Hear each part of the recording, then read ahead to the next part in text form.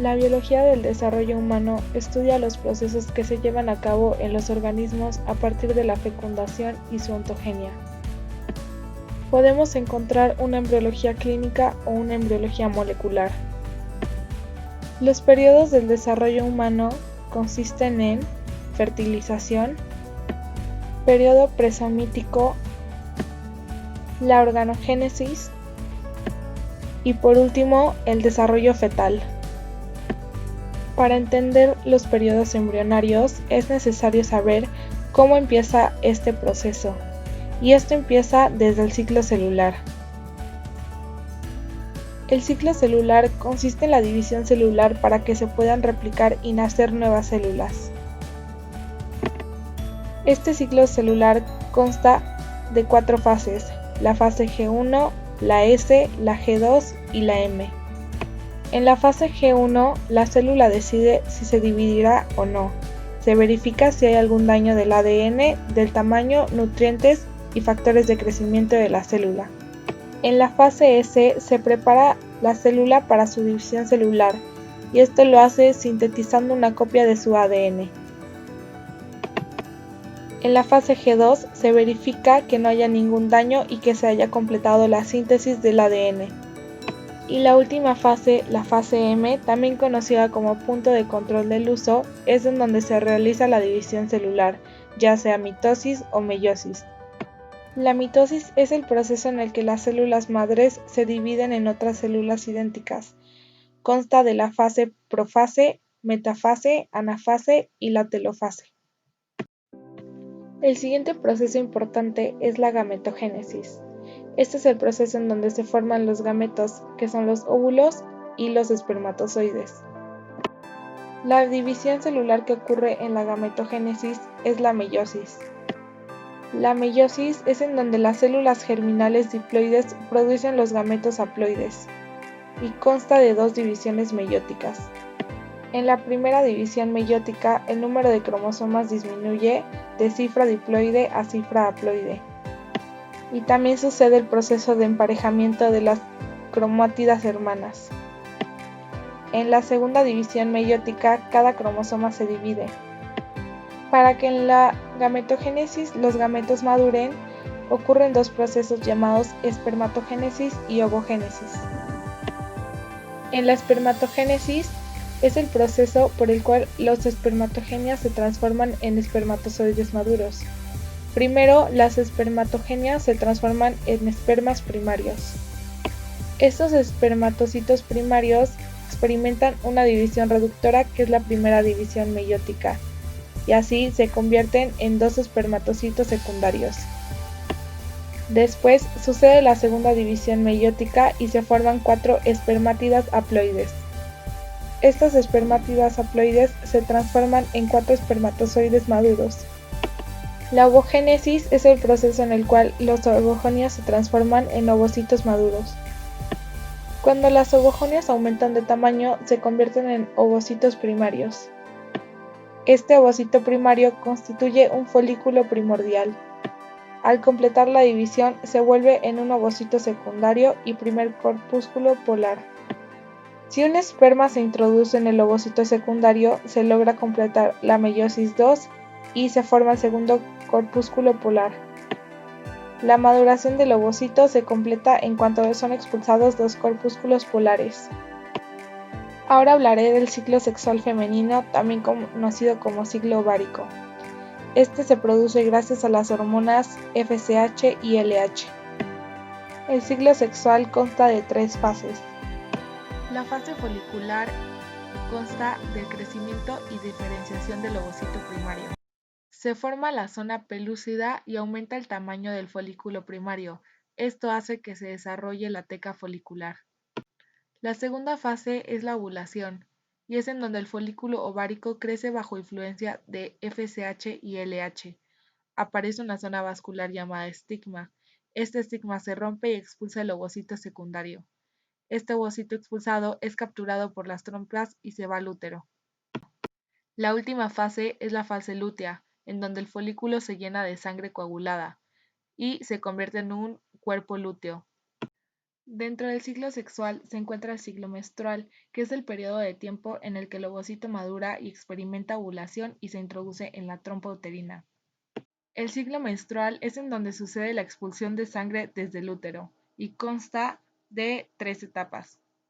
La primera fase es la fase menstrual y es en donde la capa de la pared uterina se desprende y se elimina con el flujo menstrual. La segunda fase es la proliferativa y es en donde el epitelio de la superficie se reforma y cubre el endometrio. Aumentan el número y la longitud de las glándulas. La tercera fase es la luténica y es en donde las glándulas se ensanchan y se vuelven tortuzas. Hay una cuarta fase que es la isquémica, en donde hay reducción de hormonas, pero esta sucede solo cuando el ovocito no es fecundado. A partir de este momento comienza la primera semana del desarrollo humano. Esta primera semana consiste en la fecundación y el periodo presomítico. La fecundación inicia con el contacto del ovocito y el espermatozoide y termina con la recombinación de cromosomas de orígenes materno y paterno. Esta ocurre en la trompa uterina, principalmente en la polla de la trompa uterina. La primera fase de la fecundación es el paso del esperma a través de la corona radiada. Este sucede gracias a la dispersión de células foliculares de la corona radiada. Esta dispersión es provocada por la enzima hialuronidasa. La segunda fase es la penetración de la zona pelúcida. Esta se debe a la acción de las enzimas liberadas desde el acrosoma. Aquí se produce la reacción de zona, que hace impermeable el paso de otros espermas. La siguiente fase es la fusión de las membranas celulares del ovocito y el esperma. Aquí las membranas se fusionan y desaparecen. Y también la cabeza y cola se introducen al ovocito. Se reactiva el ciclo celular del ovocito. Después se forman los pronúcleos femenino y masculino. En la formación del pronúcleo femenino finaliza la segunda división meiótica. El ovocito se convierte en maduro y segundo corpúsculo polar. El núcleo del ovocito maduro se convierte en pronúcleo femenino. Y en la formación del pronúcleo masculino, el núcleo aumenta de tamaño y se convierte en el pronúcleo.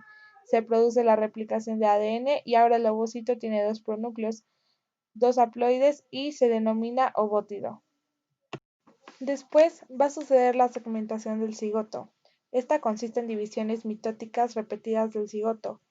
Se incrementa su número de células y estas se denominan blastómeros. Se produce mientras el cigoto atraviesa la trompa hacia el útero. El cigoto permanece en la zona pelúcida y las divisiones de segmentación son una tras otra. Cuando se forman 9 blastómeros, cambian de forma y se alinean y forman una masa redonda y compacta. Entre los 2 y 32 blastómeros se le denomina mórula. Después sigue la formación del blastocisto.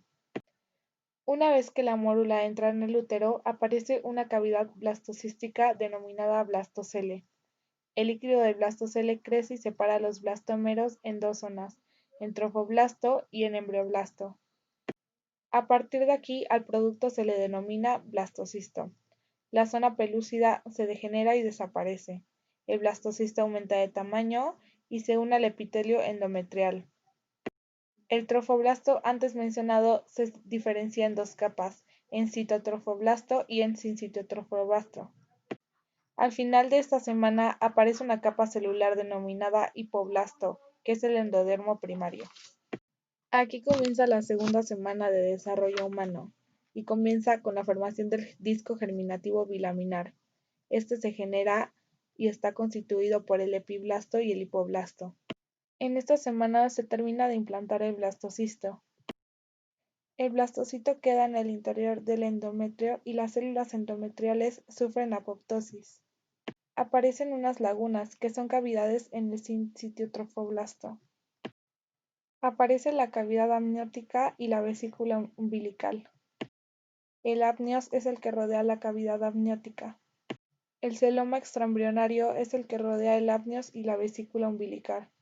La vesícula umbilical pasa de ser primaria a ser secundaria. Al final de esta semana aparecen vellosidades coriónicas primarias. El celoma extraembrionario hace el mesodermo en 2 capas, una somática y una esplácnica. El mesodermo somático y las capas del trofoblasto forman el corión, y el corión constituye la pared del saco coriónico. El saco coriónico es donde está el embrión, el saco amniótico y la vesícula umbilical. La tercera semana comienza con la formación del disco embrionario trilaminar, y este origina las tres capas germinativas. La gastrulación son los cambios de forma y movimiento, es el comienzo de la morfogénesis y a partir de aquí al embrión se le denomina gástrula.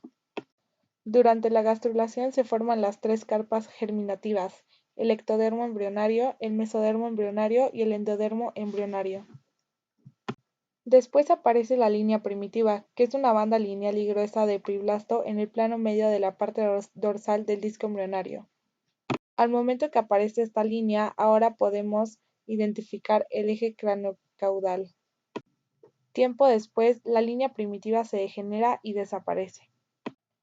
Después viene el proceso de neurulación, que es la formación del tubo neural, la placa neural y la cresta neural.